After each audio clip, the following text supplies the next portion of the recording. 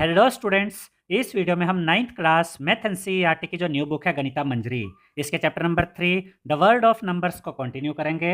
और page number 49 और page number 50 पर ये जो एक्सरसाइज दी गई है, एक्सरसाइज सेट 3.3, इस वीडियो में हम इस एक्सरसाइज के सभी क्वेश्चंस को सॉल्व करेंगे। क्वेश्चन नंबर 1 में देखिए क्या कहा गया है। Prove that the following rational numbers are equal. और फर्स्ट पार्ट में हमें ये दो रैशनल नंबर्स दिए गए हैं 2/3 एंड 4/6, और हमें ये प्रूव करना है कि ये दोनों रैशनल नंबर्स इक्वल हैं। तो यहाँ पर एक रैशनल नंबर है 2/3, अब इसको तो आगे सोल्व नहीं किया जा सकता, इसको तो यहीं पे रहने देते हैं। दूसरा रैशनल नंबर है 4/6, उसको लिखते हैं। अब इसको जरा अगर सोल्व करने की कोशिश करें तो ये कौन सी टेबल में आते हैं, इनमें कॉमन फैक्टर क्या है 2, ये दोनों 2 से कटेंगे। तो देखिए 2 से अगर काटे तो 2 2 जा 4 और 2 3 जा 6, तो 4/6 का क्या मतलब हुआ 2/3, यानी कि 2/3 कहिए या फिर 4/6 कहिए, बात एक ही है। क्योंकि 4/6 को जब आप सॉल्व करते हैं, सिंप्लीफाई करते हैं, तो इसकी फाइनल वैल्यू 2/3 ही आती है। तो इस तरह से हमने प्रूव कर दिया कि 2/3 और 4/6 आपस में इक्वल हैं। अब सेकंड पार्ट में हमें ये दो रैशनल नंबर्स दिए गए हैं 5/4 एंड 10/8। हमें ये प्रूव करना है कि ये दोनों आपस में इक्वल है। अब 5/4 तो पहले ही अपनी सिंपलेस्ट फॉर्म में है, इसको तो और ज़्यादा हम सॉल्व नहीं कर सकते। जरा 10/8 को सॉल्व करके देखते हैं। 10/8, इनमें कॉमन फैक्टर क्या है, ये कौन से नंबर से कटेंगे, या इसको ऐसे कह सकते हैं कौन से नंबर की टेबल में आएंगे। ये 2 में आते हैं, देखिए 2 से काटिए, 2 5 जा 10, 2 4 जा 8, तो 10/8 को जब सिंप्लीफाई किया तो आपको देखिए क्या मिल गया 5/4। तो 10/8 का मतलब भी 5/4 ही होता है। तो यहाँ पर हमने ये प्रूव कर दिया कि 5/4 बोलिए या 10/8 बोलिए, बात एक ही है, दोनों आपस में इक्वल है। क्योंकि 10/8 की सिंपलेस्ट फॉर्म क्या होती है, 10/8 की सिंपलेस्ट फॉर्म हमने सोल्व करके दिखा दिया है, 5/4 ही होती है। अब इसके बाद थर्ड पार्ट में हमें ये दो रैशनल नंबर्स दिए गए हैं -3/5 और -6/10, और हमें ये प्रूव करना है कि ये दोनों आपस में इक्वल हैं। अब -3/5 तो पहले ही सिंपलेस्ट फॉर्म में है, तो इसको तो यहाँ पर हम एज इट इज रखते हैं। उसके बाद है -6/10, इसको ज़रा सिंप्लीफाई करके देखते हैं। ये 2 की टेबल में आते हैं 6 और 10, तो 2 से काटते हैं, 2 3 जा 6, 2 5 जा 10, तो -6/10 को जब सिंप्लीफाई किया तो हमें क्या मिला -3/5। तो इसका मतलब -3/5 कहिए या -6/10 कहिए, बात एक ही है। ये दोनों नंबर्स -3/5 और -6/10 ये आपस में इक्वल है, क्योंकि -6/10 की जो सिंपलेस्ट फॉर्म है वो -3/5 ही होती है, जो यहाँ पर हमने सॉल्व करके दिखा दिया है। तो इस तरह से इन दोनों नंबर्स को, इन दोनों रैशनल नंबर्स को, -3/5 और -6/10, इनको भी यहाँ पर हमने इक्वल प्रूव कर दिया है। इसके बाद फोर्थ पार्ट में हमें ये दो रैशनल नंबर्स दिए गए हैं 9/3 एंड 3, और हमें इन दोनों को इक्वल प्रूव करना है। तो यहाँ पर देखिए दो नंबर हो गए, हम दोनों को ना यहाँ लिख लेते हैं, 9/3 लिख लिया, कॉमा करके 3 लिख दिया। ठीक है, 3 तो ऑलरेडी अपनी सिंपलेस्ट फॉर्म में, इसका तो कुछ नहीं कर सकते। 9/3 को जरा सॉल्व करते हैं। 9/3 3 से कटेगा, 3 1 जा 3, 3 3 जा 9, तो अल्टीमेटली 3 आ गया ना, यानी 9/3 कहिए या 3 कहिए, बात एक ही है। तो इस तरह से हमने 9/3 और 3 को इक्वल प्रूव कर दिया, क्योंकि 9/3 को सिंप्लीफाई करो तो 3 ही आता है, जो यहाँ पर हमने दिखाया भी है करके। तो यहाँ पर हमने प्रूव कर दिया कि 9/3 और 3 आपस में इक्वल है। अब हम देखते हैं सेकंड क्वेश्चन। सेकंड क्वेश्चन में देखिए हमसे क्या कहा गया है, फाइंड द सम। और फर्स्ट पार्ट में हमें 2/5 और 3/10 इन दोनों का सम फाइंड करना है। तो यहाँ पर इसके सॉल्यूशन में हमने लिख दिया 2/5 प्लस 3/10। अब देखिए स्टूडेंट्स, यहाँ पर डिनोमिनेटर में 5 है, यहाँ पे डिनोमिनेटर में 10 है। पहले तो हम इन दोनों डिनोमिनेटर्स को सेम बनाएंगे। उसके लिए हम क्या करेंगे, दोनों डिनोमिनेटर्स का यहाँ एलसीएम लेते हैं, यानी कि एलसीएम ऑफ 5 एंड 10। देखिए 5 और 10 का एलसीएम 10 ही होगा, क्योंकि अगर आप ध्यान से देखें तो ये दोनों ही नंबर्स 5 की टेबल में आते हैं। 5 1 जा 5, 5 2 जा 10, तो इस केस में जो बड़ा नंबर होता है वही एलसीएम होता है। तो 5 और 10 का एलसीएम आ गया 10। अब यहाँ पर ये तो ऑलरेडी 10 है, इसको तो चेंज करने की ज़रूरत नहीं है, लेकिन यहाँ पर 5 है, इसको हमें 10 बनाने की ज़रूरत है। तो यहाँ पर हम क्या लिखेंगे 2/5। अब 5 को मैं किससे मल्टीप्लाई करूँ कि 10 आ जाए, 2 से। अगर नीचे 2 से मल्टीप्लाई कर रहा हूँ तो ऊपर भी 2 से मल्टीप्लाई करूँगा, 2 2 जा 4 अपॉन में 5 2 जा 10। अब 2/5 का ये इक्विवेलेंट रैशनल नंबर हमें मिल गया, यानी इन दोनों का मतलब एक ही है। और ये सब चीज़ें मैं आपको पिछले टॉपिक में सब कुछ ये सिखा चुका हूँ कि जो इक्विवेलेंट रैशनल नंबर होते हैं ये आपस में इक्वल होते हैं, क्योंकि इनकी वैल्यूज सेम होती है। अगर आप 4/10 को सॉल्व करेंगे, 2 2 जा 4, 2 5 जा 10, तो अल्टीमेटली वापस 2/5 ही आ जाएगा। ठीक है। तो मुझे जो इन दोनों का सम फाइंड करना है ना, अब मैं 2/5 की जगह 4/10 लिख सकता हूँ, क्योंकि दोनों का मतलब एक ही है। 4/10 में क्या ऐड करना है, 3/10। तो यहाँ पर लिखते हैं 3/10। अब दोनों का डिनोमिनेटर सेम है 10, तो यहाँ कॉमन डिनोमिनेटर लिख दिया। ऊपर क्या है न्यूमरेटर में, 4 + 3, तो 4 + 3, 4 और 3 को ऐड करेंगे 7/10, यानी कि 2/5 और 3/10 को जब हमने ऐड किया तो इन दोनों का सम हमें मिल गया है 7/10। अब इसके बाद सेकंड पार्ट में हमें 7/12 और 5/8 इन दोनों का सम फाइंड करना है। तो यहाँ पर सेकंड पार्ट के सॉल्यूशन के लिए हम लिखेंगे 7/12 + 5/8। सबसे पहले हम एलसीएम फाइंड करेंगे, एलसीएम ऑफ 12 एंड 8। अब 12 और 8 का एलसीएम यहाँ पर आप इस तरीके से निकाल सकते हैं। ये 2 से डिवाइड होते हैं, 2 6 जा 12 और 2 4 जा 8, फिर 2 से डिवाइड होता है, 2 3 जा 6, 2 2 जा 4। अब ये 2 से 3 तो डिवाइड नहीं होगा, एज इट इज़ रहेगा, 2 1 जा 2, अब 3 बचा, 3 1 जा 3। अब देखिए 2 2 जा 4, 4 2 जा 8, 8 3 जा 24, यानी कि 12 और 8 का एलसीएम कितना आ गया, 24। अब हमें इन दोनों ही डिनोमिनेटर्स को 24 बनाना है। तो पहले हम लिख देते हैं 7/12। अब 12 को किससे मल्टीप्लाई करें, 2 से मल्टीप्लाई करेंगे तभी 24 आएगा, तो ऊपर भी 2 से मल्टीप्लाई कीजिए, 7 2 जा 14, 12 2 जा 24। तो 7/12 का इक्विवेलेंट रैशनल नंबर मिल गया हमें 14/24। तो 7/12 की जगह अब हम यूज़ करेंगे 14/24। और 5/8, अपोन में 8 है, इसको 24 बनाना है तो 3 से मल्टीप्लाई करेंगे ऊपर भी, 5 3 जा 15, नीचे देखिए 8 3 जा 24। तो 5/8 की जगह अब हम क्या यूज़ कर सकते हैं, 15/24, क्योंकि ये दोनों इक्विवेलेंट रैशनल नंबर है। तो हमें क्या करना था, 7/12 और 5/8 को ऐड करना था। तो 7/12 की जगह मैं लिखूंगा 14/24 प्लस 5/8 की जगह मैं क्या लिखूंगा, 15/24। तो इन दोनों को ऐड करेंगे अब, तो 24 24 दोनों का डिनोमिनेटर सेम आ गया, तो एक कॉमन डिनोमिनेटर यहाँ पे लिखा, ऊपर है 14 + 15। तो 14 + 15 इन दोनों को ऐड करेंगे तो आपको मिलेगा 29 अपोन में 24। तो जब हमने 7/12 और 5/8 को ऐड किया तो हमें क्या आंसर मिला, हमें आंसर मिला 29/24। अब इसके बाद थर्ड पार्ट में हमें -4/7 और 3/14 इन दोनों को ऐड करना है। तो यहाँ पर थर्ड पार्ट के सॉल्यूशन में हमने इन दोनों रैशनल नंबर्स को लिख लिया, -4/7 + 3/14। 7 और 14 का एलसीएम क्या होगा, ये दोनों सेम टेबल में आते हैं ना, एलसीएम ऑफ 7 एंड 14। तो यहाँ पर इस 7 के टेबल में ये दोनों आते हैं, तो जहाँ पर जो बड़ा नंबर होगा ना वही आपका एलसीएम होगा। 14 आपका यहाँ पर एलसीएम आ गया।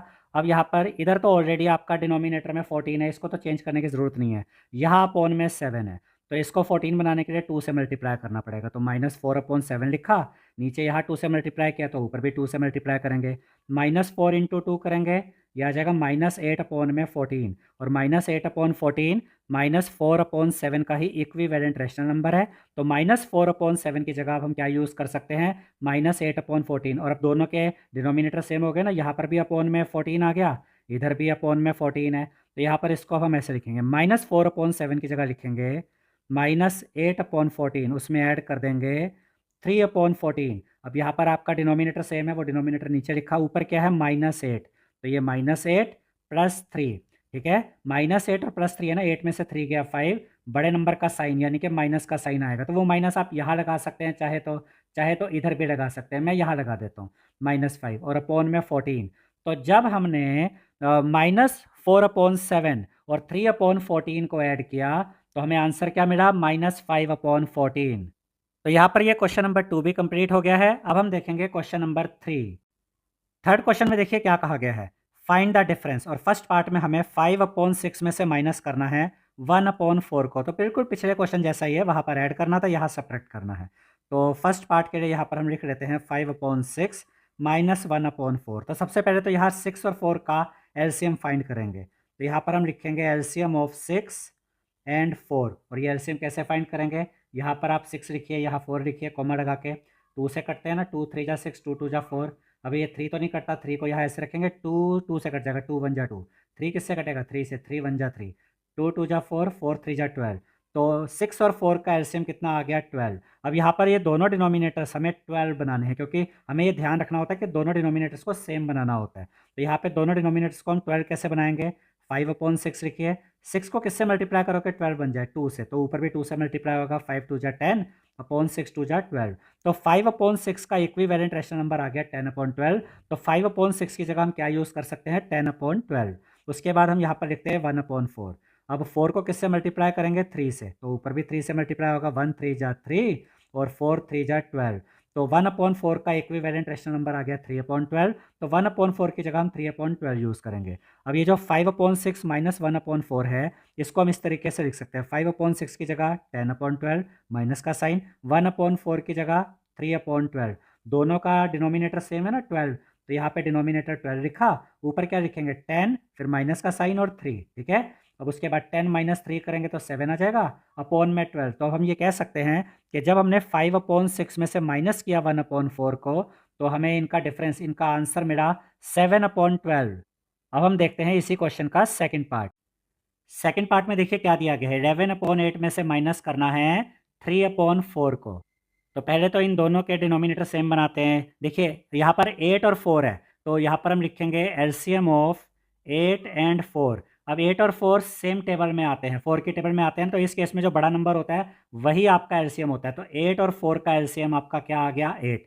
अब यहाँ पर तो ऑलरेडी 8 है अपॉन में, तो इसको तो कुछ चेंज करने की ज़रूरत नहीं है। ये 3/4 है ना, इसका 4 हमें 8 बनाना होगा। तो यहाँ पर लिखेंगे 3/4, 4 इंटू 2 करेंगे तो 8 होगा, तो ऊपर भी 2 से मल्टीप्लाई करेंगे। 3 2 जा 6 अपॉन में 4 2 जा 8। अब 11/8 यहाँ पर एज इट इज़ आ गया, माइनस 3/4 की जगह इसका हम जो इक्विवेलेंट रैशनल नंबर है 6/8 वो लिख देते हैं। अब यहाँ दोनों का डिनोमिनेटर सेम हो गया, 11/8 माइनस 6/8। अब 8 यहाँ पर हम ऐसे लिख देते हैं क्योंकि ये कॉमन डिनोमिनेटर है, ये 8 आ गया अपॉन में, ऊपर 11 माइनस 6 करेंगे। 11 में से 6 माइनस करेंगे मिलेगा 5 अपॉन में 8। तो जब हमने 11/8 में से माइनस किया 3/4 को, तो हमें क्या आंसर मिला 5/8। अब हम इसी क्वेश्चन का थर्ड पार्ट देखते हैं। थर्ड पार्ट में देखिए हमें क्या दिया गया है। थर्ड पार्ट में हमें -7/9 में से माइनस करना है -2/3 को। तो थर्ड पार्ट के सोल्यूशन में पहले तो हम इसको लिख लेते हैं -7/9, फिर माइनस का साइन, ब्रैकेट में -2/3। पहले तो ये ब्रैकेट ओपन करते हैं। -7/9 ब्रैकेट ओपन होगा तो माइनस माइनस मल्टीप्लाई होकर प्लस हो जाएगा, तो ये बन जाएगा +2/3। अब यहाँ पर हम दोनों डिनोमिनेटर्स को सेम बनाते हैं। 9 और 3 का एलसीएम क्या होगा, एलसीएम ऑफ 9 एंड 3। देखिए ये दोनों सेम टेबल में आते हैं, 3 1 जा 3, 3 3 जा 9, तो इस केस में बड़ा नंबर ही एलसीएम होता है। तो 9 और 3 का एलसीएम आ गया 9। अब -7/9 है, ये तो डिनोमिनेटर पहले ही 9 है, इसको चेंज करने की जरूरत नहीं है। 2/3 है ना, यहाँ 3 को 9 बनाना होगा, तो 2/3 लिखा, इसको 3 से मल्टीप्लाई करेंगे तो 9 हो जाएगा, तो ऊपर भी 3 से मल्टीप्लाई करेंगे। 2 3 जा 6 अपॉन में 3 3 जा 9। तो 2/3 का इक्विवेलेंट रैशनल नंबर हमें मिल गया 6/9। तो 2/3 की जगह हम 6/9 यूज़ कर सकते हैं। तो यहाँ पर हम लिखेंगे जैसा कि ये अब है ना, -7/9, ये तो एज इट इज़ आ गया, और उसके बाद प्लस का साइन है, और ये हो गया 2/3 की जगह लिखेंगे 6/9। ठीक है, -7/9 प्लस का साइन, 2/3 की जगह 6/9। 9 यहाँ दोनों में सेम डिनोमिनेटर है वो लगाया, ऊपर यहाँ पे है पहले -7 वो लिखा, प्लस का साइन फिर है 6 वो लिखा। अब 7 में से 6 गया 1 बचा, बड़े नंबर का साइन माइनस, यानी -1/9। तो अब हम ये कह सकते हैं कि जब हमने -7/9 में से माइनस किया -2/3 को, तो हमें क्या आंसर मिला -1/9। तो यहाँ पर हमारा ये थर्ड क्वेश्चन कंप्लीट हो गया है। अब हम देखेंगे क्वेश्चन नंबर 4। फोर्थ क्वेश्चन में देखिए क्या कहा गया है, फाइंड द प्रोडक्ट। और फर्स्ट पार्ट में हमें 2/3 और 3/10 का प्रोडक्ट फाइंड करना है, यानी इन दोनों को मल्टीप्लाई करना है। तो यहाँ पर हमने फर्स्ट पार्ट का सोल्यूशन लिखा 2/3 इंटू 3/10। अब देखिए कुछ अगर नंबर आपस में कट सकते हैं तो काट दीजिए, ये 3 और 3 आपस में कट जाएंगे, 3 1 जा 3, 3 1 जा 3। 2 और 10 भी कट सकते हैं, दोनों 2 की टेबल में आते हैं, तो 2 से काटेंगे, 2 1 जा 2, 2 5 जा 10। अब ऊपर न्यूमरेटर में क्या बचा 1 इंटू 1, तो 1 इंटू 1 तो 1 ही होता है। अपोन में क्या बचा 1 इंटू 5, 1 इंटू 5 करेंगे तो क्या आएगा 5 आएगा। तो जब हमने 2/3 को मल्टीप्लाई किया 3/10 से, जब हमने इन दोनों को मल्टीप्लाई किया तो हमें क्या आंसर मिला 1/5। अब इसी क्वेश्चन को सोल्व करने का एक और तरीका भी मैं आपको दिखा देता हूँ, और आप इनमें से जो भी मेथड यूज़ करना चाहें वो यूज़ कर सकते हैं। देखिए कैलकुलेशन अलग अलग तरीके से की जा सकती है। तो इसका एक तरीका ये भी है कि आप न्यूमरेटर को न्यूमरेटर से मल्टीप्लाई कर दीजिए, 2 3 जा 6 आ जाएगा। डिनोमिनेटर को डिनोमिनेटर से मल्टीप्लाई कर दीजिए, 3 10 जा 30 आ जाएगा। अब ये दोनों नंबर 6 और 30 ये 2 की टेबल में भी आते हैं, 3 से भी कट सकते हैं और 6 से भी कट सकते हैं, तो आपकी चॉइस है 2 से काटिए, 3 से काटिए या 6 से काटिए। अगर हम डायरेक्ट 6 से काटते हैं तो वो भी हो सकता है, 6 1 जा 6, 6 5 जा 30, तो फाइनली आंसर क्या आ गया 1/5, और यहाँ पर भी क्या आंसर आया था 1/5। तो दो मेथड मैंने आपको यहाँ पर सिखा दिए हैं, जो आप यूज़ करना चाहें यूज़ कर सकते हैं। इसके बाद सेकंड पार्ट में हमें 7/11 को मल्टीप्लाई करना है 5/8 के साथ, तो यहाँ पर हम लिखेंगे 7/11 इंटू 5/8। अब यहाँ पर अगर आप देखेंगे ना तो कुछ भी आपस में कट नहीं सकता, 7 और 8 ये भी कटेंगे नहीं आपस में, 5 और 11 भी किसी टेबल में नहीं आते हैं। तो इस केस में क्या करेंगे, न्यूमरेटर को न्यूमरेटर से मल्टीप्लाई कर देंगे, डिनोमिनेटर को डिनोमिनेटर से मल्टीप्लाई कर देंगे। 7 इंटू 5 न्यूमरेटर में आ गया 35, अपॉन में क्या आएगा 11 इंटू 8 यानी कि 88। अब इसको आगे सॉल्व नहीं किया जा सकता है, तो यही हमारा आंसर है, यानी कि 7/11 और 5/8 का प्रोडक्ट हमें मिल गया है 35/88। अब इसके बाद थर्ड पार्ट में हमें दिया गया है कि -4/7 को मल्टीप्लाई करना है 5/14 के साथ, तो यहाँ थर्ड पार्ट में हमने लिखा -4/7 इंटू 5/14। अब यहाँ पर अगर कुछ नंबर्स आपस में कट सकते हैं तो काट दीजिए। देखिए 4 और 14 2 की टेबल में आते हैं, 2 से कट जाएंगे, 2 2 जा 4 और यहाँ 2 7 जा 14, अब कुछ आपस में नहीं कटेगा। तो ऊपर क्या है न्यूमरेटर में -2 इंटू 5, -2 इंटू 5 करेंगे तो आपको मिलेगा -10। ठीक है, देखिए ये जो माइनस है ना आप यहाँ पर भी लगा सकते हैं सेंटर में, और चाहे तो यहाँ ऊपर भी लगा सकते हैं, ठीक है, ये आपकी चॉइस होती है। तो ऊपर तो आ गया -10, अपॉन में आएगा 7 इंटू 7 यानी कि 49। तो आप इसको इस तरीके से भी लिख सकते हैं -10/49, और इसको ऐसे चाहें तो इस तरीके से भी लिख सकते हैं, माइनस सेंटर में लिखा 10 ये इस तरीके से और ये 49 इस तरीके से, दोनों आंसर सेम है, दोनों सही हैं। तो इस तरह से क्वेश्चन नंबर 4 भी कंप्लीट हो गया। अब हम देखेंगे क्वेश्चन नंबर 5। फिफ्थ क्वेश्चन में देखिए हमसे क्या कहा गया है, find the quotient. Quotient find करना है, मतलब यहाँ पे डिवीजन होगी। फर्स्ट पार्ट में हमें 2/3 को डिवाइड करना है 3/10 से, तो यहाँ फर्स्ट पार्ट के लिए हम लिख देते हैं 2/3 डिवाइडेड बाय 3/10। तो इस चैप्टर की बेसिक वीडियो में मैंने आपको सिखाया था स्टूडेंट्स कि अगर आपको इस तरीके से रेशनल नंबर्स दिए जाएँ, जैसे कि यहाँ दिया गया 2/3 को डिवाइड करना है 3/10 से, तो आप क्या करते हैं, आप 2/3 एज इट इज लिखेंगे, डिवाइड को आप चेंज कर देंगे मल्टीप्लाई में, और ये जो 3/10 है इसका रेसिप्रोकल कर देंगे। ये सब बातें मैंने आपको इस चैप्टर की बेसिक वीडियो में सिखाई थी। तो हमने क्या किया, डिवाइड को चेंज किया मल्टीप्लाई में और 3/10 का रेसिप्रोकल कर दिया। 10 ऊपर आ गया, 3 नीचे आ गया। अब देखिए क्या ऊपर नीचे कुछ यहाँ कटिंग हो सकती है, 10 और 3 आपस में नहीं कर सकते, 2 3 आपस में नहीं कर सकते। तो जब कोई नंबर आपस में कट नहीं सकते तो न्यूमरेटर को न्यूमरेटर से मल्टीप्लाई कीजिए, डिनोमिनेटर को डिनोमिनेटर से मल्टीप्लाई कीजिए। 2 इंटू 10 करेंगे तो क्या आएगा 20, और अपॉन में क्या आएगा 3 इंटू 3 करेंगे तो 9। यानी कि जब हमने 2/3 को डिवाइड किया 3/10 से, तो हमें क्या आंसर मिला 20/9। इसके बाद सेकंड पार्ट में हमें 7/11 को डिवाइड करना है 5/8 से, तो यहाँ पर सेकंड पार्ट को सॉल्व करते हैं। 7/11 इसको डिवाइड करना है 5/8 से, तो पहले हम क्या करेंगे, 7/11 लिखा, डिवाइड को चेंज कर देंगे मल्टीप्लाई में, और 5/8 का रेसिप्रोकल कर देंगे, तो ये हो जाएगा 8/5। क्या कुछ कट सकते हैं नंबर, 7 और 5 नहीं कट सकते, 8 और 11 भी नहीं कट सकते। तो न्यूमरेटर से न्यूमरेटर को मल्टीप्लाई करेंगे, डिनोमिनेटर को डिनोमिनेटर से मल्टीप्लाई करेंगे। 7 इंटू 8 करेंगे 56 आ जाएगा, 11 इंटू 5 करेंगे तो अपॉन में आ जाएगा 55। तो जब हमने 7/11 को डिवाइड किया 5/8 से, तो हमें आंसर मिला 56/55।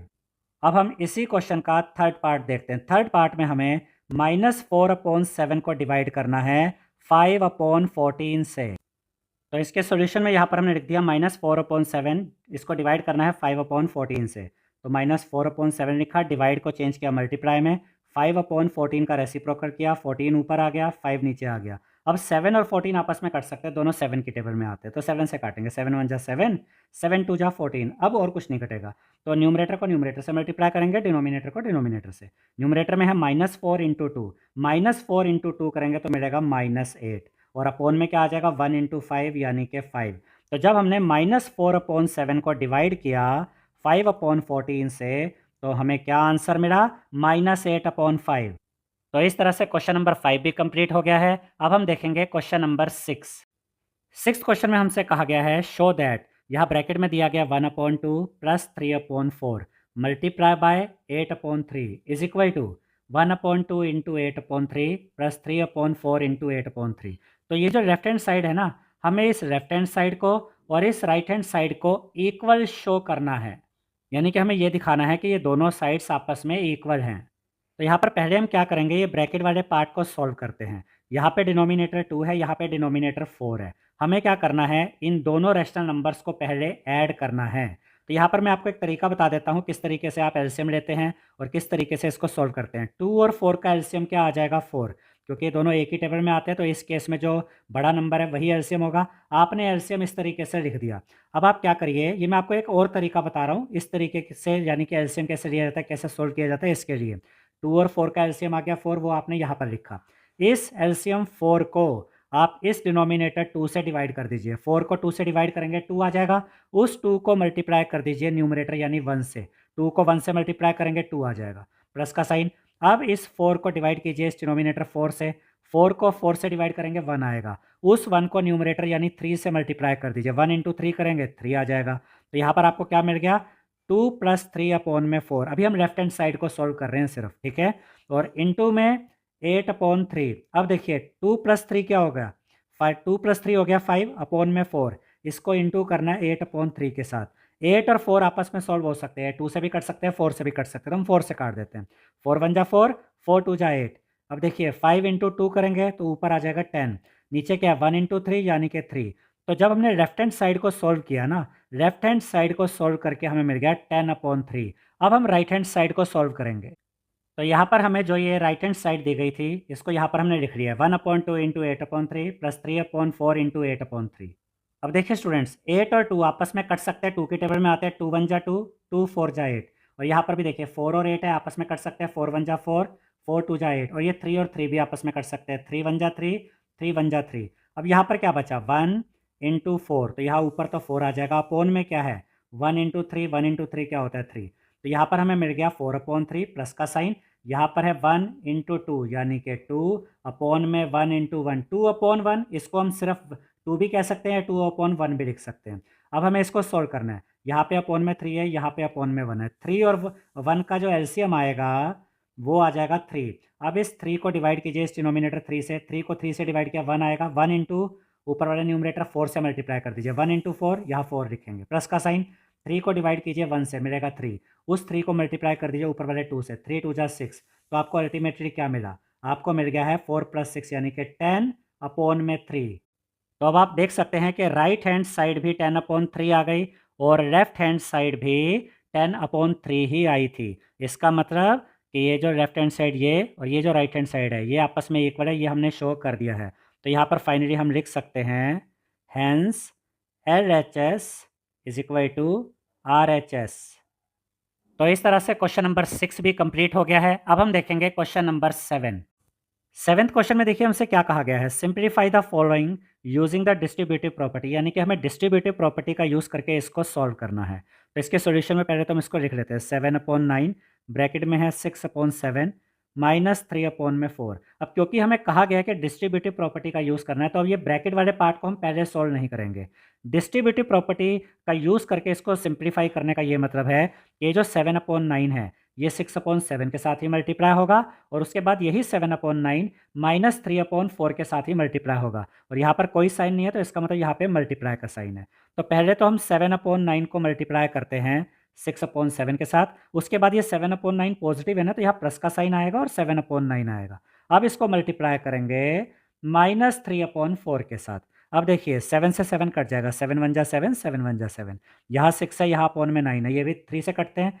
3 2 जा 6, 3 3 जा 9। ऊपर क्या बचा 1 इंटू 2, तो ऊपर तो आ जाएगा 2। अपोन में क्या आएगा देखिए 3 इंटू 1 यानी कि 3। अब यहाँ पर पॉजिटिव 7/9 को मल्टीप्लाई करना है -3/4 के साथ, तो प्लस और माइनस मल्टीप्लाई होकर माइनस का साइन आ जाएगा। अब क्या कोई नंबर आपस में कर सकते हैं, बिल्कुल 3 और 9 कर सकते हैं। 3 1 जा 3 और यहाँ देखिए 3 3 जा 9। अब कुछ नहीं कर सकता, तो अब ऊपर क्या बचा 7 इंटू और ये 1, प्लस माइनस मल्टीप्लाई करके माइनस हम पहले ही कर चुके हैं। 7 इंटू 1 7 ऊपर आ जाएगा, नीचे क्या है 3 इंटू 4 यानी कि 12। अब आप 3 और 12 का एलसीएम लेंगे। अब ये दोनों सेम टेबल में आते हैं ना, 3 1 जा 3, 3 4 जा 12, तो ये बड़ा नंबर ही एलसीएम हो जाएगा। 12 आपका एलसीएम हो गया। इस एलसीएम 12 को इस डिनोमिनेटर 3 से डिवाइड कर दीजिए, तो आपको मिलेगा 4। उस 4 को ऊपर वाले न्यूमरेटर से मल्टीप्लाई कर दीजिए, तो 4 इंटू 2 हो जाएगा 8, फिर ये माइनस का साइन आ गया।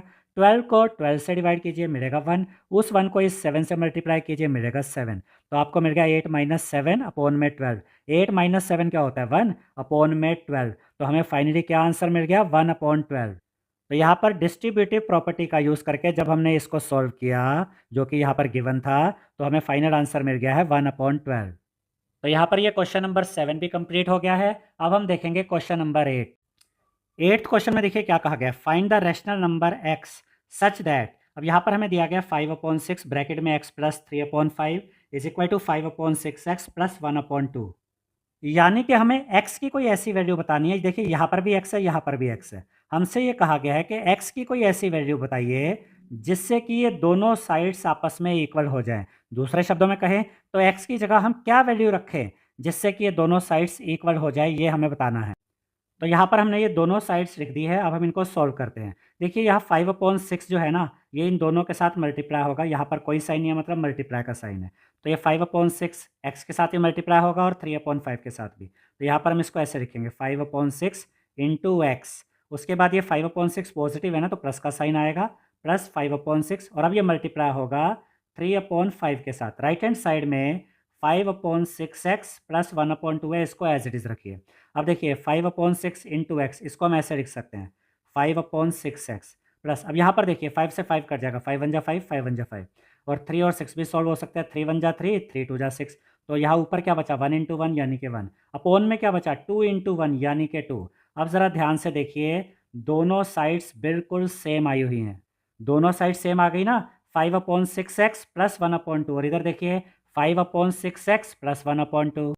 अब यहाँ पर आप x की जगह कुछ भी रख दीजिए, आपकी ये दोनों साइड्स इक्वली आने वाली है। मान लीजिए आप x की जगह यहाँ पे अगर 0 रखते हैं तो ऑब्वियस ही बात है, यहाँ भी x ही है ना, तो यहाँ भी x की जगह 0 आएगा, तब भी दोनों साइड्स इक्वल आ जाएंगी। आप x की जगह 2 रख के देखिए, दोनों साइड्स इक्वल आएंगी। x की जगह आप 10 रख के देखिए, दोनों साइड्स इक्वल आएंगी। आप x की जगह कोई भी रैशनल नंबर रख के देख सकते हैं, दोनों साइड्स इक्वल ही आएंगी। ठीक है, इसीलिए यहाँ पर हमने लिखा है hence x can be any rational number, यानी कि यहाँ पर x की जगह आप कोई भी रैशनल नंबर यूज़ कर सकते हैं। और यहाँ पर आप x की जगह कोई भी रैशनल नंबर रख के देख लीजिए, दोनों साइड्स सेम ही आने वाली हैं। तो इस तरह से ये एक्सरसाइज हमारी कंप्लीट हो गई है। अब नेक्स्ट वीडियो में हम पेज नंबर 50 से लेकर पेज नंबर 52 तक कवर करेंगे। आई होप स्टूडेंट्स आपको हमारा ये वीडियो पसंद आया होगा। अगर आपको हमारा ये वीडियो पसंद आया है तो इस वीडियो को लाइक करें, शेयर करें, हमारे चैनल को सब्सक्राइब करें और बेल आइकन बटन ज़रूर दबाएं, जिससे हमारी हर नई वीडियो का नोटिफिकेशन आपको मिलता रहे। Thank you.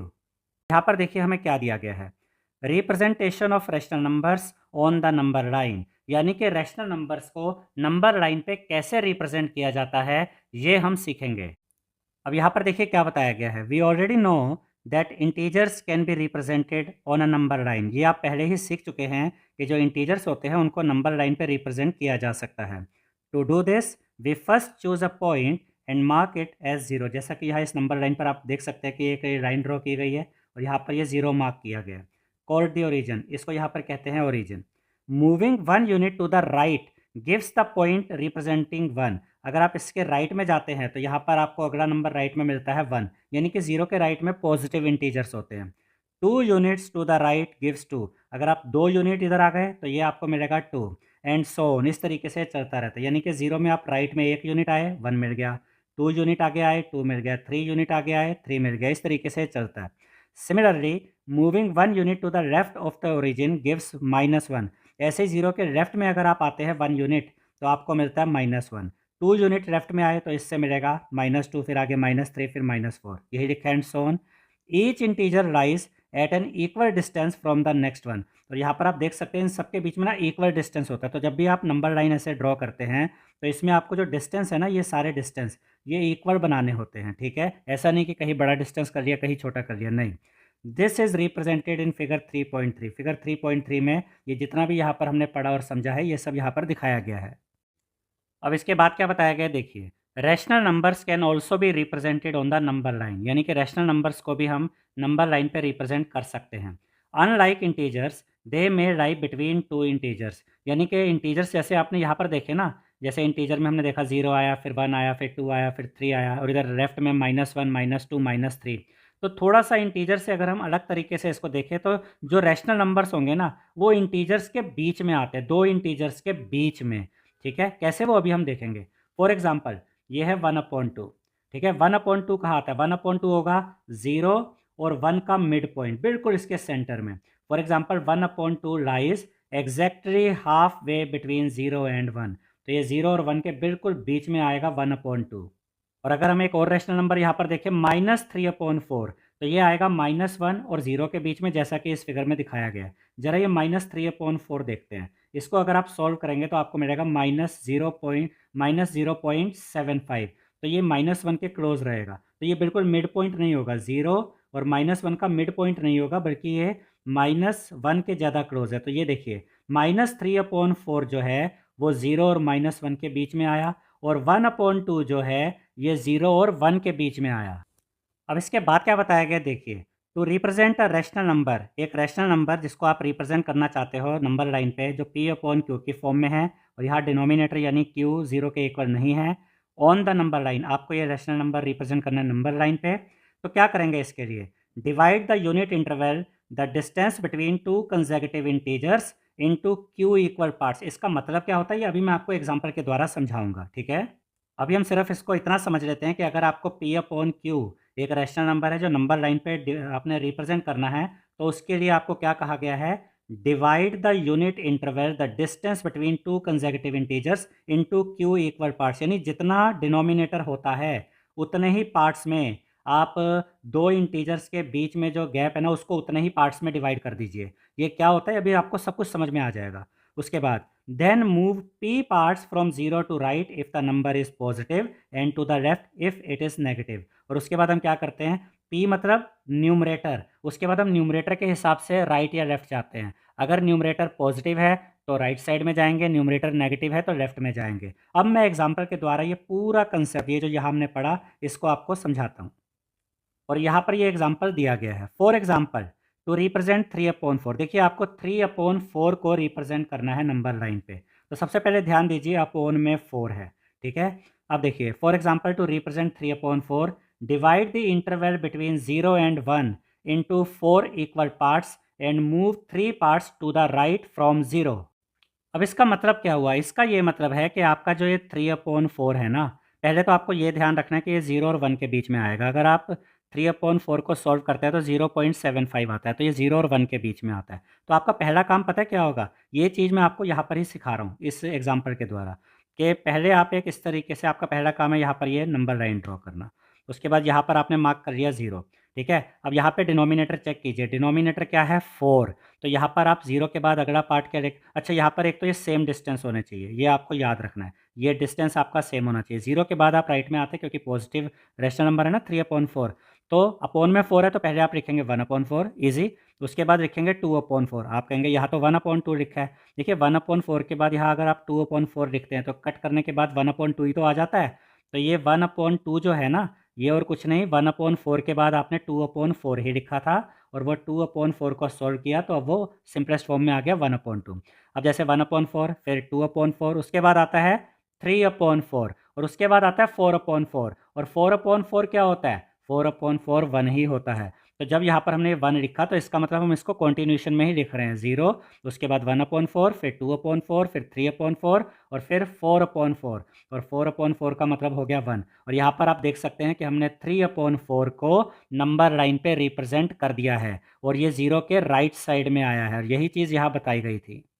और 0 और 1 यहाँ कितने पार्ट्स में डिवाइड हुआ, 1, 2, 3, 4। क्यों, क्योंकि यहाँ डिनोमिनेटर में 4 था। देखिए अब इसको पढ़ेंगे ना, अब आपको समझ में आ जाएगा। For example to represent 3/4, divide the interval between 0 and 1 into 4 equal parts and move 3 parts to the right from 0। बिल्कुल यही चीज़ यहाँ पर हमने सीखी है।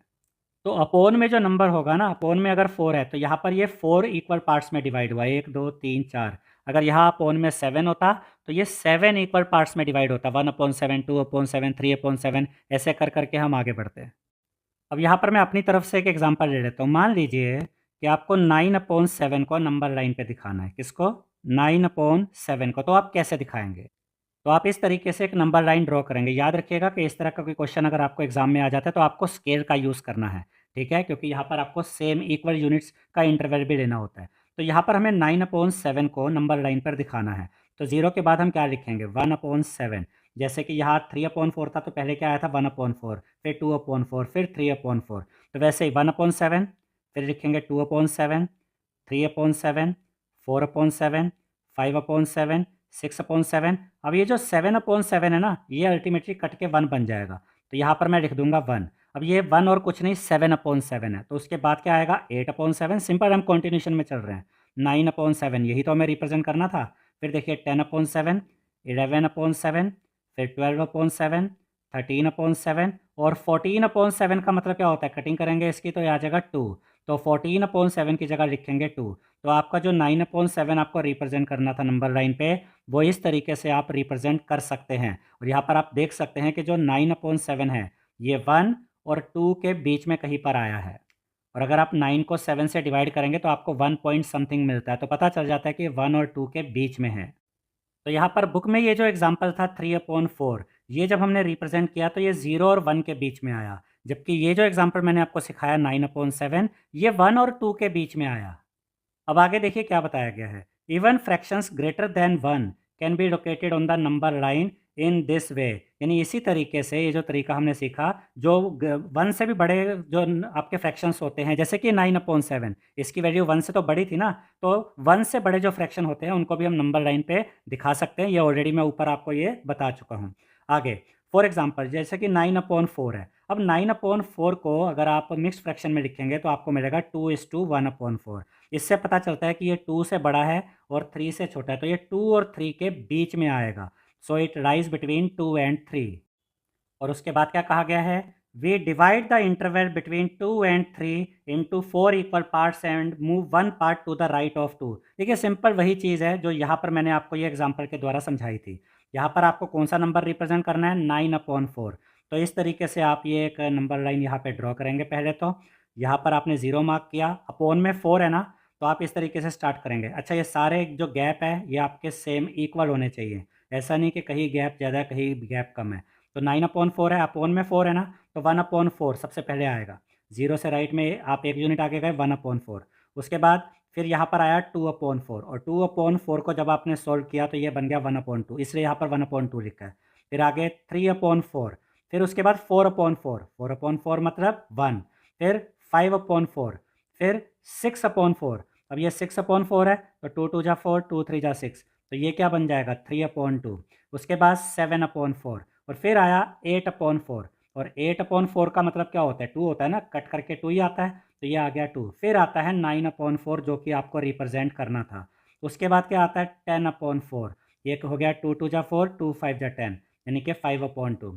फिर आता है 11/4 और फिर आता है 12/4 जिसका मतलब होता है 3। तो आपने जो ये नंबर रिप्रेजेंट करना था रैशनल नंबर 9/4, ये किस किस के बीच में आया? 2 और 3 के बीच में आया। और ये 2 के राइट में है, ठीक है, और 3 के लेफ्ट में है, इसीलिए हम कह सकते हैं कि ये 2 और 3 के बीच में है।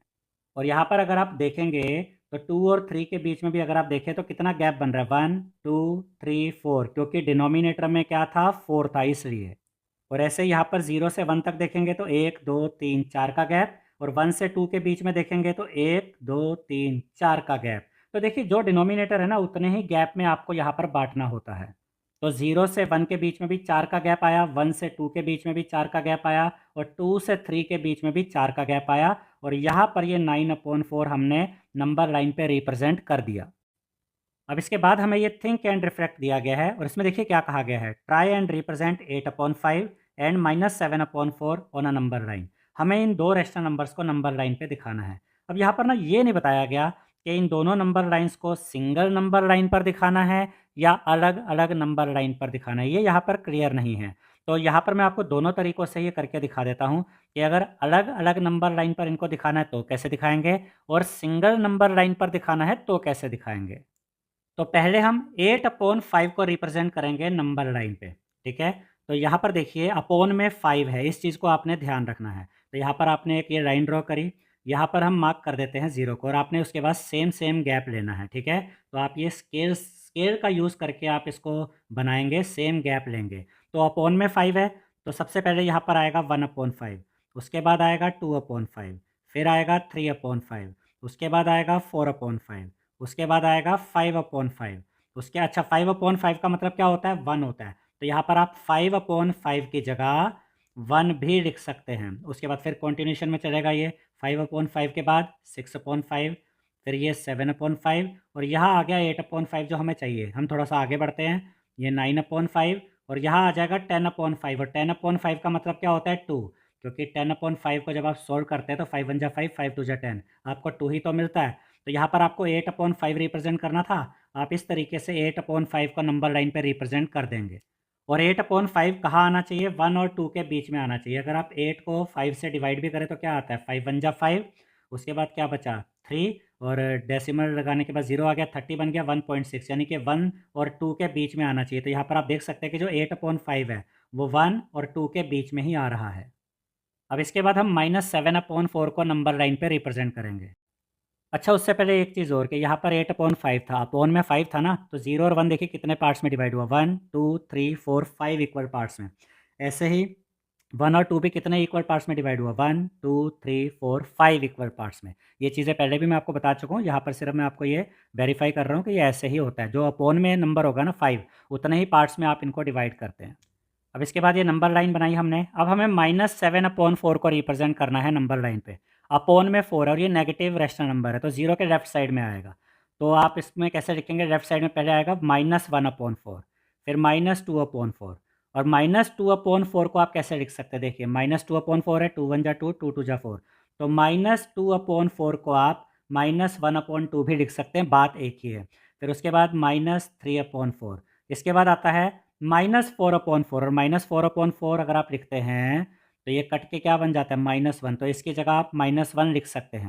अब इसके बाद -5/4, ये सेम गैप चलना चाहिए, -6/4 और यहाँ आता है -7/4 जो कि हमें रिप्रेजेंट करना है। और उससे आगे जाएंगे लेफ्ट में तो क्या आएगा? -8/4 और -8/4 का मतलब होता है -2। तो इस तरह से यहाँ पर ये -7/4 आप ये रिप्रेजेंट कर सकते हैं। और -7/4 आना कहाँ चाहिए था? ये अगर आप इसको डिवाइड करेंगे तो आपको क्या मिलेगा? इसको डिवाइड करेंगे तो आपको मिलेगा, पहले तो 4 1 जा 4, उसके बाद बचा 3, डेसिमल लगाया 30 बन गया, 4 7 जा 28, बचा 2, डेसिमल का 0 बन गया 20, 4 5 जा 20, -1.75, यानी ये -1 और -2 के बीच में आएगा। और यहाँ पर आप -7/4 को देख सकते हैं, ये -1 और -2 के बीच में ही आ रहा है। और यहाँ पर डिनोमिनेटर 4 था, तो यहाँ पर देखिए कि कितने-कितने का गैप बन रहा है। यहाँ पर देखिए 1 2 3 4, 0 से -1 के बीच में 4 का गैप, फिर -1 से -2 के बीच में भी देख सकते हैं 4 का ही गैप है। क्यों? क्योंकि डिनोमिनेटर में 4 था। अब अगर आप इन दोनों नंबर्स को, इन दोनों रैशनल नंबर्स को एक ही नंबर लाइन पर दिखाना चाहते हैं तो कैसे दिखाएँगे? तो यहाँ पर आप ये लाइन ड्रॉ करेंगे, 0 मार्क करेंगे। राइट साइड में यानी पॉजिटिव साइड में हमें चाहिए 8/5। तो यहाँ पर आप ये सेम गैप लेंगे और यहाँ लिखेंगे 1/5, फिर उसके बाद 2/5, फिर उसके बाद 3/5, फिर 4/5, फिर आएगा 5/5 और 5/5 का मतलब होता है 1। फिर उसके बाद 6/5, 7/5, 8/5 जो हमें दिखाना था, और फिर ये 9/5, फिर आता है 10/5। 10/5 को सॉल्व करेंगे तो मिल जाएगा 2।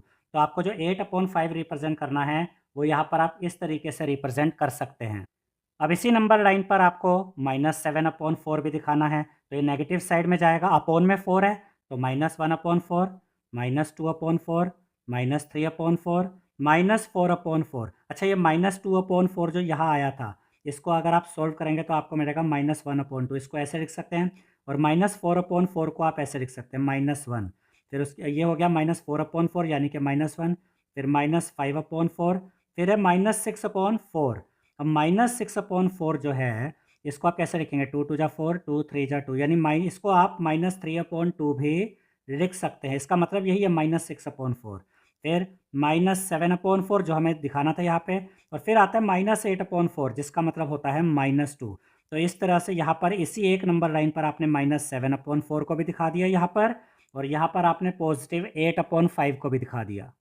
अब इसके बाद यहाँ पर अगर आप देखेंगे ना तो एक ही नंबर लाइन पर आपको कुछ इंटीजर्स और रैशनल नंबर्स दिखाए गए हैं, अब यहाँ पर बड़े ध्यान से देखिए, मैं कुछ चीज़ें यहाँ से इनमें से यूज़ करूँगा और आपको वो चीज़ें सिखाऊँगा, जैसे कि -18/5 यहाँ कैसे आया, -22/5, मतलब एक ही नंबर लाइन पर ये अलग-अलग डिनोमिनेटर वाले ये जो रैशनल नंबर्स हैं वो कैसे दिखा पा रहे हैं, ये चीज़ मेन यहाँ पर आपने सीखनी है, ठीक है? तो यहाँ पर देखिए, पहले इससे शुरू करते हैं -18/5 से। अब यहाँ पर अगर आप ध्यान से देखें -18/5 है, तो -3 ये रहा, -4 ये रहा, तो -18/5 किसके बीच में आ रहा है? -3 और -4 के बीच में। अब -3 को मैं कैसे लिख सकता हूँ? -15/5 क्यों? क्योंकि -15/5 को सॉल्व करेंगे तो आपको -3 मिलेगा। तो -3 को हम ऐसे लिख सकते हैं और -4 को हम कैसे लिख सकते हैं? -20/5 -20/5 को सॉल्व करेंगे तो आपको -4 मिल जाएगा, ठीक है? तो -3 है यहाँ पर, जिसका मतलब है -15/5। इससे लेफ्ट में अगर आप आते हैं तो आपको आगे क्या मिलेगा? -16/5, -17/5 और फिर यहाँ पर आ जाएगा -18/5 और उससे और लेफ्ट में जाएँगे तो यहाँ आएगा -19/5, फिर यहाँ आएगा -20/5 जो बन जाएगा -4। तो इस तरीके से भी आपको ये चीज़ें सीखनी हैं। अब उसके बाद है -22/5। अब यहाँ पर -4 है, जिसका मतलब है -20/5। तो -20/5 से आगे जाएँगे तो यहाँ पर क्या आ जाएगा? -21/5। क्या आ जाएगा? -21/5। उससे लेफ्ट में जाएँगे तो क्या मिलेगा? -22/5। उससे लेफ्ट में जाएँगे तो क्या मिलेगा? -23/5 और यहाँ पर आएँगे तो क्या मिलेगा? माइनस नहीं, ये वाला नहीं, इससे पहले ज़रा इसको ज़रा फिर से ध्यान से देखिए। यहाँ पर ये -22/5 है, इसके बाद आएगा -23/5, इसके बाद आएगा -24/5 और फिर ये आएगा -25/5, जिसका मतलब होता है -5। तो इस तरीके से यहाँ पर ये काम करता है। अब लेते हैं ये -9/4 को। अब इसके हिसाब से चले तो अब ये वैल्यूज़ हम किस तरीके से यहाँ पर शो कर सकते हैं, देखिए। अगर ये -9/4 है, तो इससे पहले यहाँ क्या रहा होगा? -8/4। तो -8/4 को सॉल्व करेंगे तो -2 आ जाएगा। तो ये जो -2 है ना, इसको हम -8/4 कह सकते हैं। फिर उसके लेफ्ट में गए, क्या आ गया? -9/4। इसके लेफ्ट में -10/4 और -10/4 को आप कैसे लिख सकते हैं? 2 2 जा 4, 2 5 जा 10। इसको आप -5/2 भी लिख सकते हैं।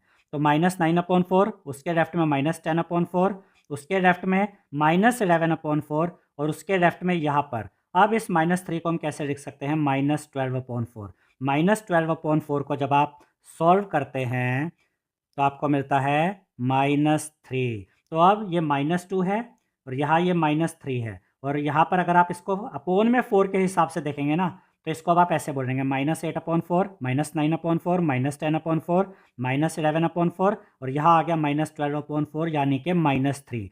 तो ये कंसेप्ट आपको समझना बहुत ज़रूरी है कि एक ही नंबर लाइन पे अलग-अलग डिनोमिनेटर वाले जो रैशनल नंबर्स हैं, उनको हम कैसे रिप्रेज़ेंट करते हैं। अब देखते हैं ये -7/8 को कैसे दिखाया गया है। देखिए ये 0 है, यहाँ से अगर आप लेफ्ट आते हैं तो क्या हो जाएगा? अब अपोन पे ध्यान दीजिए, डिनोमिनेटर पे 8 है ना, तो -1/8, -2/8, -3/8, -4/8, ये मैं रफली आपको बता रहा हूँ। -5/8, -6/8, फिर आएगा -7/8 और उसके बाद आएगा -8/8, जिसका मतलब होता है -1।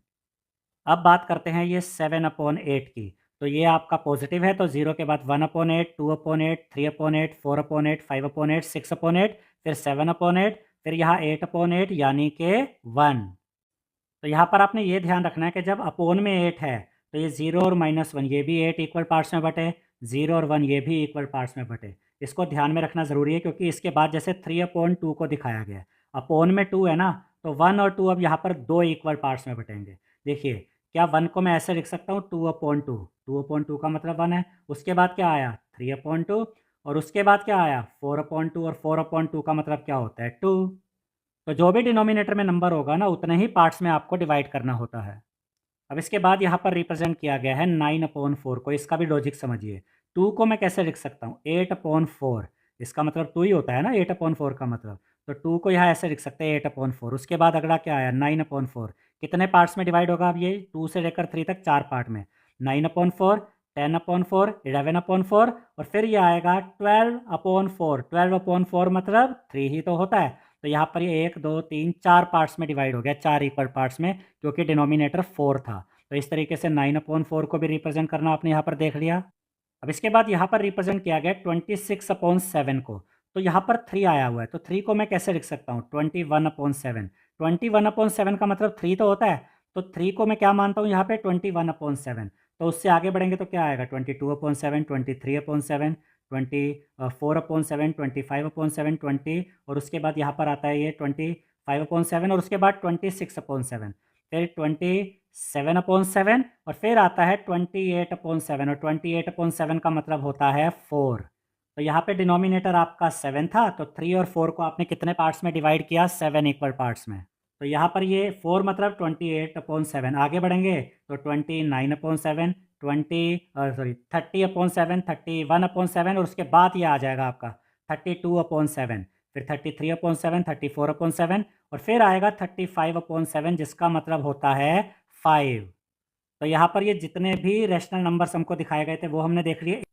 अब इसके बाद हम देखेंगे absolute value of a rational number, यानी कि रैशनल नंबर की एब्सोल्यूट वैल्यू का मतलब क्या होता है। तो देखिए इसके बारे में क्या बताया गया है। The absolute value of a rational number X written as, आप इसको इस तरीके से लिखते हैं, यानी कि एक्स की एब्सोल्यूट वैल्यू चाहिए तो इस तरीके से लिखेंगे। ये आपके वर्टिकल बार आ गए इस तरीके से, और बीच में आपने एक्स लिख दिया, ठीक है। Represents it's distance from zero on the number line, यानी कि जब आप इस तरीके से लिखते हैं ना और आपको x की एब्सोल्यूट वैल्यू मिलती है, एब्सोल्यूट वैल्यू क्या होती है अभी आपको पता चल जाएगा। इससे आपको x की एब्सोल्यूट वैल्यू मिलती है और आपको ये पता चल जाता है कि x का डिस्टेंस कितना है नंबर लाइन पर 0 से।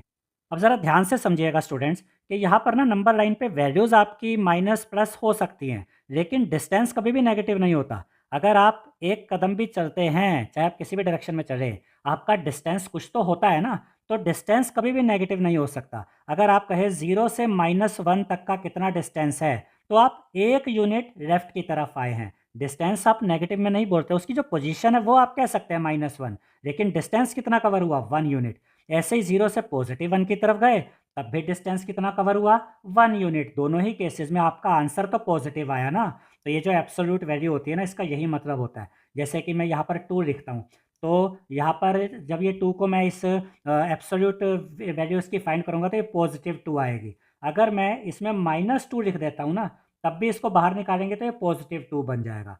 तो absolute value of a rational number का मतलब है कि रैशनल नंबर की जो वैल्यू है वो फाइनली आपको पॉजिटिव ही मिल जाती है, और इससे आपको ना उस पॉइंट का डिस्टेंस पता चल जाता है 0 से। जैसे मैं बात करूँ -3 की, तो -3 और 0 में कितना डिस्टेंस है 1 यूनिट, 2 यूनिट, 3 यूनिट।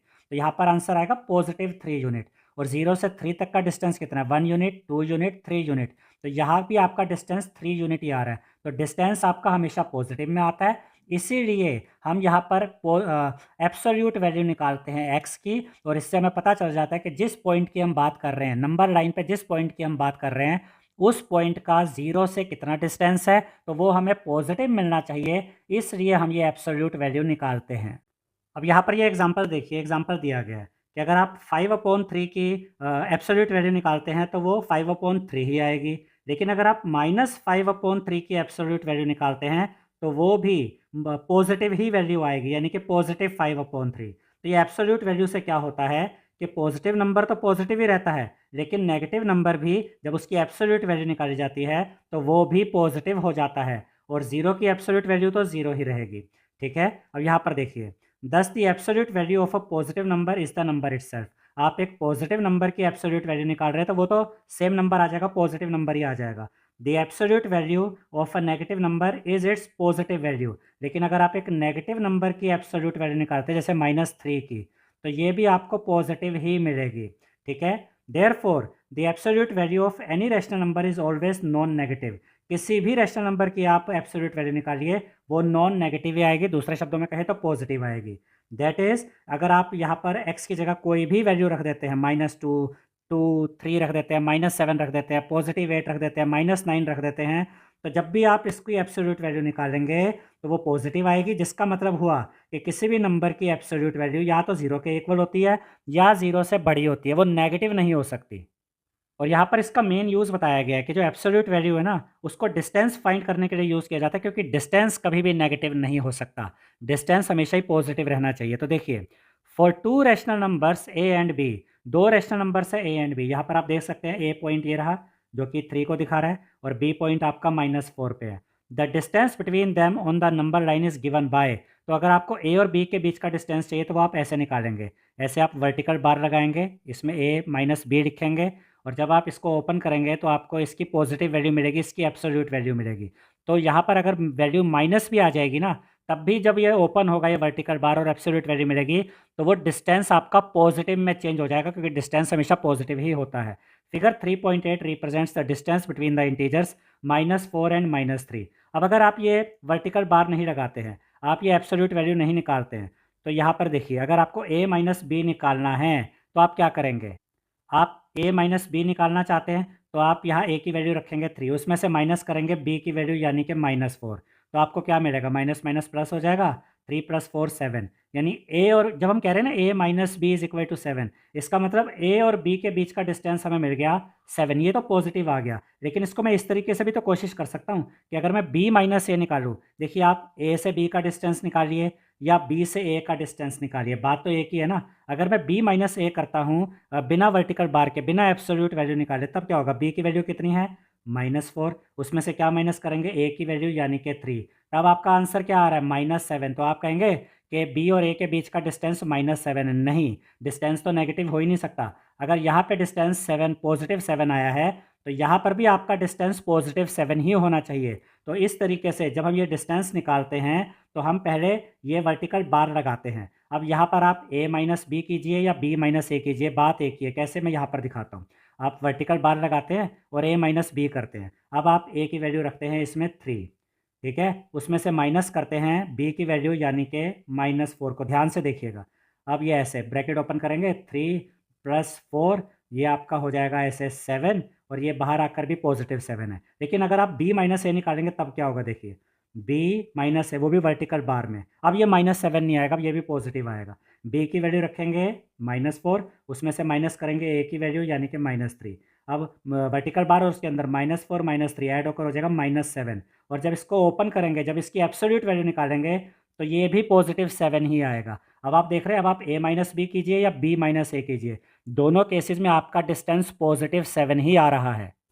अब इसके बाद हमें क्या दिया गया है, देखिए, the density of rational numbers. अब इसका क्या मतलब है, अगर आपने इस चैप्टर की बेसिक वीडियो देखी है स्टूडेंट्स, तो बेसिक वीडियो में मैंने आपको ये बहुत अच्छे से समझाया था कि अगर आपको इस तरीके से दो रैशनल नंबर दे दिए जाए 1 और 2, और कहा जाए कि इनके बीच में कितने रैशनल नंबर आप फाइंड कर सकते हैं, तो मैंने आपको बेसिक वीडियो में समझाया था कि दो रैशनल नंबर्स के बीच में आप infinite many rational numbers find कर सकते हैं, मतलब कोई एंड ही नहीं है, आप जितने चाहे उतने रैशनल नंबर्स फाइंड कर सकते हैं दो रैशनल नंबर्स के बीच में। इसीलिए रैशनल नंबर्स को डेंस कहा गया है, मतलब वो भरे होते हैं। देखने में ऐसा लगेगा 1 और 2 के बीच में कौन से रैशनल नंबर आ जाएंगे, तो अनगिनत जितने चाहे उतने रैशनल नंबर आप फाइंड कर सकते हैं। और इसका तरीका भी मैंने आपको बेसिक वीडियो में सिखाया था कि दो रैशनल नंबर्स के बीच में अगर आपको रैशनल नंबर फाइंड करना है तो आप इनकी एवरेज फाइंड कर लीजिए, आपको इनके बीच का रैशनल नंबर मिल जाएगा। 1 और 2, इनकी एवरेज क्या होगी, 1 और 2 को ऐड कीजिए और 2 से डिवाइड कर दीजिए। 1 + 2 क्या होता है, 3/2, तो ये 3/2 है ना, ये एक रैशनल नंबर आ गया 1 और 2 के बीच में, ठीक है। तो 1 और 2 के बीच में, या कोई भी और नंबर ले लीजिए, 0 और 1 के बीच में, 7 और 9 के बीच में, या 3/5 और 7/8 के बीच में। आप कितने रैशनल नंबर्स फाइंड करना चाहते हैं, कोई गिनती नहीं है, कोई लिमिट नहीं है, इनफाइनाइट मैनी रैशनल नंबर्स आप फाइंड कर सकते हैं। इसीलिए रैशनल नंबर को डेंस कहा गया है कि वो भरे होते हैं, ठीक है। अब जैसे यहाँ पर मैंने आपको सिखाया कि 1 और 2 के बीच में किस तरीके से हमने एक रैशनल नंबर फाइंड किया। अब आप और रैशनल नंबर फाइंड करना चाहते हैं तो आप 1 और 3/2 की एवरेज फाइंड कीजिए, इनके बीच में यहाँ पर एक रैशनल नंबर आपको मिल जाएगा। आप 3/2 और 2 के बीच में रैशनल नंबर फाइंड करना चाहते हैं, इनकी एवरेज फाइंड कीजिए, यहाँ पर आपको एक और रैशनल नंबर मिल जाएगा। तो आप इस तरीके से अनगिनत रैशनल नंबर फाइंड कर सकते हैं। यही सब चीज़ें यहाँ बताई गई है। One of the most magical properties of rational numbers is that they are dense, यानी कि रैशनल नंबर्स की एक मैजिकल प्रॉपर्टी होती है कि वो बहुत ही डेंस होते हैं। दो रैशनल नंबर के बीच में आप जितने चाहे उतने रैशनल नंबर्स फाइंड कर सकते हैं। बिटवीन एनी टू इंटीजर्स से 1 और 2, सेम यही एग्जांपल है जो मैंने लिया, there is a rational number 3/2। यहाँ पर मैंने निकाल कर दिखाया था ना कि 1 और 2 दो इंटीजर लिए। देखिए इंटीजर्स भी तो आपके रैशनल नंबर ही होते हैं, तो 1 और 2 के बीच में आपने रैशनल नंबर फाइंड किया 3/2। अब उसके बाद आप 1 और 3/2 के बीच में भी रैशनल नंबर फाइंड कर सकते हैं। देयर इज योर 1 और 3/2 के बीच में आप जो रैशनल नंबर फाइंड करेंगे वो आपको मिल जाएगा 5/4। ये कैसे मिला वो भी मैं आपको सिखा देता हूँ। हालांकि ये सब चीज़ें मैं बेसिक वीडियो में आपको ऑलरेडी सिखा चुका हूँ, फिर भी यहाँ पर एक बार देख लेते हैं। अब मुझे 1 और 3/2 के बीच में रैशनल नंबर फाइंड करना है, तो मुझे इन दोनों की एवरेज निकालनी होगी। तो यहाँ पर मैंने 1 और 2 के बीच में किस तरीके से फाइंड किया था, ये 3/2 मैंने 1 और 2 को ऐड किया था और 2 से डिवाइड किया, यानी 1 और 2 की एवरेज निकाली। इसी तरीके से यहाँ 1 और 3/2 की एवरेज निकालेंगे। ऊपर देखिए क्या किया न्यूमरेटर में, 1 और 3/2 को ऐड कर दिया और डिवाइड कर दिया 2 से। अब इससे क्या हुआ कि मुझे 1 और 3/2 इन दोनों की एवरेज मिल जाएगी। अब यहाँ पर देखिए इधर आपका एलसीएम आ जाएगा, 2 और 1 का एलसीएम 2 आ गया, 2 को डिनोमिनेटर 1 से डिवाइड किया 2, 2 इंटू 1 किया 2। जैसे नॉर्मली आप एलसीएम सॉल्व करते हैं, कैलकुलेट करते हैं, फिर इस 2 को एलसीएम को डिवाइड किया इस डिनोमिनेटर 2 से तो मिलेगा 1, 1 इंटू 3 करेंगे तो ये 3 आ जाएगा। और अपोन में ये वाला 2 एज इट इज़ है, इसको आगे सॉल्व करते हैं। 2 + 3 क्या हो जाएगा 5, अपोन में ये वाला 2 लिखेंगे और मेन जो 2 है ये अपोन में ये वाला आ गया। अब ये 2 अकेला नहीं है, इसके नीचे 1 है, इसको थोड़ा और आगे सॉल्व कर लेते हैं। ऊपर तो 5/2 है, इंटू का साइन लगाइए, ये 2/1 जब ऊपर जाएगा तो इसका रेसिप्रोकल हो जाएगा, ये 1/2 हो जाएगा। अब 5 इंटू 1 करेंगे 5 आ जाएगा, 2 इंटू 2 करेंगे 4 आ जाएगा। अब आपको मिल गया 5/4। दूसरे शब्दों में अगर कहें तो आपको ना यहाँ पर एवरेज मिल गई है। किसकी एवरेज मिल गई है, 1 और 3/2 की एवरेज मिल गई है। और ये जो आपको नया नंबर मिला ना 5/4, ये 1 और 3/2 के बीच में आएगा। इसीलिए यहाँ पर देखिए ये जो 5/4 है इसको कहाँ पर लिखा गया है, 1 और 3/2 के बीच में लिखा गया। तो अभी तक क्या हुआ, हम 1 और 2 के बीच में ये दो रैशनल नंबर्स फाइंड करके दिखा चुके हैं। अब इसके बाद क्या बताया गया देखिए, no matter how close 2 rational numbers are on the number line. इससे फ़र्क नहीं पड़ता कि दो नंबर्स नंबर लाइन पे कितने क्लोज है, जैसे 1 और 2 देखने में लग रहा है कोई गैप ही नहीं है, लेकिन इसमें आप कितने भी रैशनल नंबर फाइंड कर लीजिए, you can always find another rational number between them by taking their average. आप इनकी एवरेज फाइंड कीजिए, आपको इनके बीच में रैशनल नंबर मिल जाएगा। For example rational number between 1 and 3/2 can be found by taking their average. ये मैं यहाँ पर आपको सब करके दिखा चुका हूँ। तो हमें ये रैशनल नंबर मिल गया था 5/4। हमने 1 और 3/2 की एवरेज फाइंड की, हमें 1 और 3/2 के बीच में रैशनल नंबर मिल गया।